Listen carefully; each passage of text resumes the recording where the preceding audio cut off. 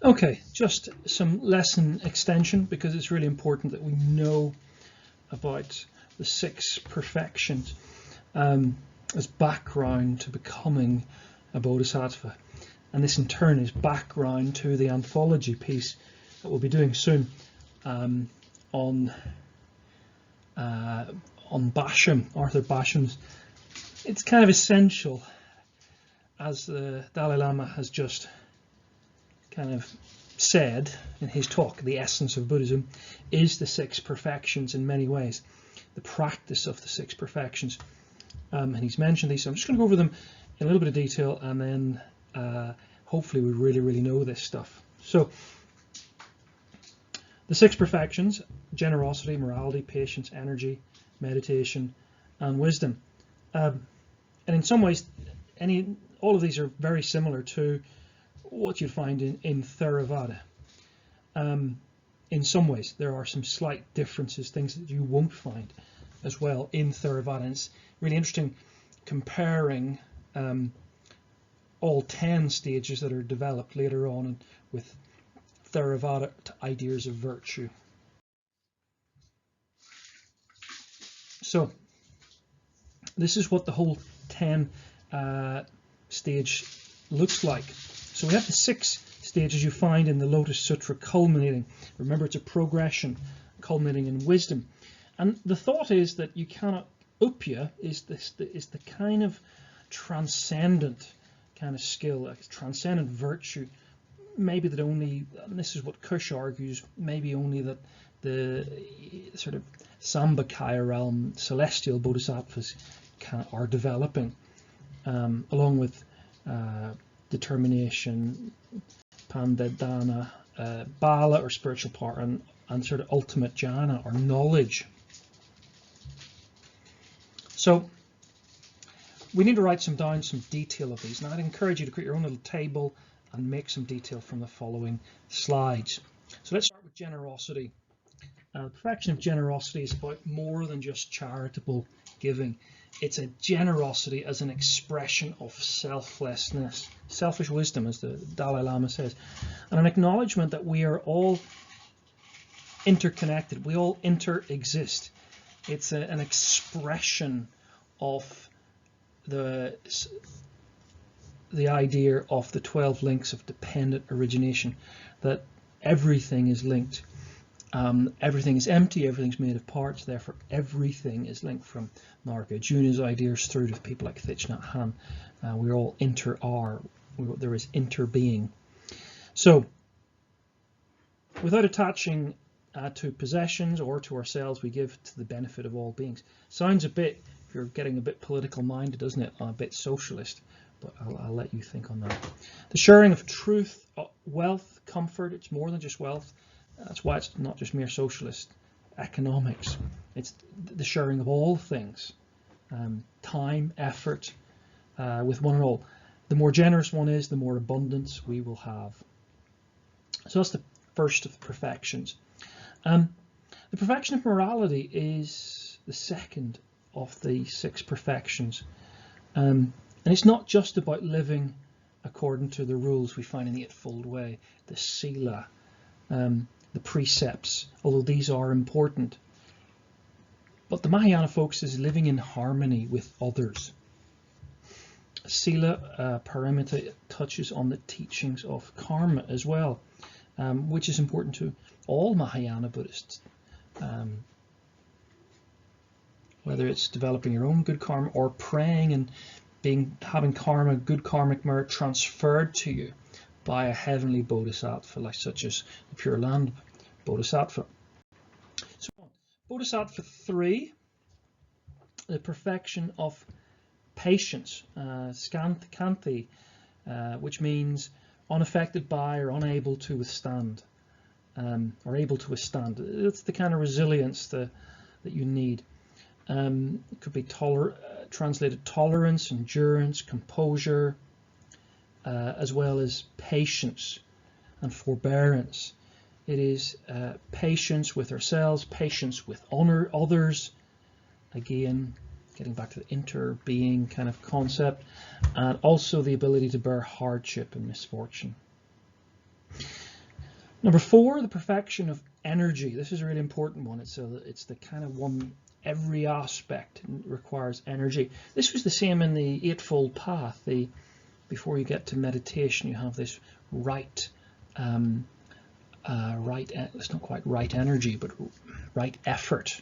It's the same kind of everything. Meditation requires effort. Ethics requires effort. Everything requires effort. The word here is vera, the virtue, the perfection of vera. It's an ancient pre-Buddhist Indo-Iranian word, interestingly, that means hero. It's a very particular word, hero, heroic energy, about tireless, courageous, overcoming obstacles, walking the path as far as it goes. Think the hero who, in the 8,000 verses, leads the family out of the forest. Number 4. Number 5 of the 6 perfections, meditation. No surprise here, meditation is as important in Mahayana as in Theravada. It is the cultivation of mind. Think Zen, for example. Meditation means concentration, and in this case, concentration is applied to achieve clarity and insight. It refers to the single pointed concentration in which all sense of self falls away. Meditation is said to be the foundation of wisdom, which is the next perfection. So wisdom is the direct realization of, in Mahayana, this is where it gets very different to Theravada. Not of the Four Noble Truths, although they're not all wrong, not of the Eightfold Path, but of sunyata, or emptiness, the key wisdom, the key teaching of Mahayana. It cannot be understood by the intellect alone, as in Theravada. How do we understand it? This time, through the practice of the other perfections. The previous 5 build up to this. If we've been generous, if we have developed our morality, if we've developed our patience, our energy, our meditation, then we will have developed, because of the kind of Mahayana slant, this side of it. So those are the 6 perfections. However, developed, as we saw, a wider list of 10 perfections, and these were thought what would be given to the Sambhakaya realm, the heavenly upya, perfection of spiritual power, jhana, paramita. Can we think which of the heavenly bodhisattvas would be a good example? So, what about Avalokitesvara, the most famous of the bodhisattvas? Which of the virtues is Avalokitesvara particularly developed in, as it were? Well, all of them, I guess, but what would you associate with him? He has achieved enlightenment, he's achieved Buddhahood, but has vowed to return to samsara, to the world, to aid all sentient beings. Well, generosity sounds very generous of him, doesn't it? Dana. He has wisdom, certainly, to pass on to us that we should listen to. The activity of compassion, karuna, sympathetic karuna, is a bit maybe the vow. Avalokitesvara has vowed to return to help others. This gentle affection he has for others, his pity for us. The power of Minataba. He has energy, Vera.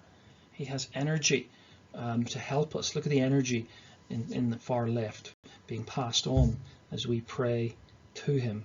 Sometimes he is portrayed as the helper of Amitabha. So he has great energy, great help. Manjurasi, definitely we'd associate with wisdom, either ultimate wisdom or the 6th level of wisdom. Knowledge. He is the bodhisattva who gets rid of delusion.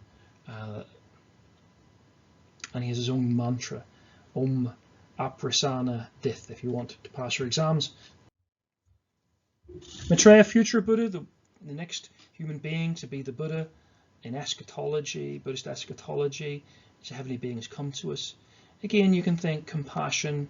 He's residing in heaven, but he's prepared to come to us to help us. maybe that's again to bring knowledge. Maybe he's got supernatural powers. He can. Minataba of the Pure Land, the celestial Buddha. Surely he has power. He has Vera. He has energy. He has wisdom to pass. He has karma to give us, free karma. Over many eons in a past life, many past lives, before he went to his heavenly realm, he amassed great merit. So he can pass it on to us. Maybe he's got many virtues that we could aspire to. So finally, there is an assessment task. Evaluate the view the Arahat path is insufficient to read enlightenment. So you want to think about an essay structure. Do you think, is the Arahat view sufficient or insufficient to read enlightenment? Certainly from a Mahayana view, it's not. You might argue that just for the sake of it. You want to develop this thesis and then arguments against it and counter arguments and a conclusion. You want to quote the Dalai Lama and the Lotus Sutra. You want to mention words like Tathagata Garbha, Buddha nature. Just to finish, what is the purpose of stupas and images in Mahayana? If you had to answer that, what would you say? Could we say vehicles for polemical assertions?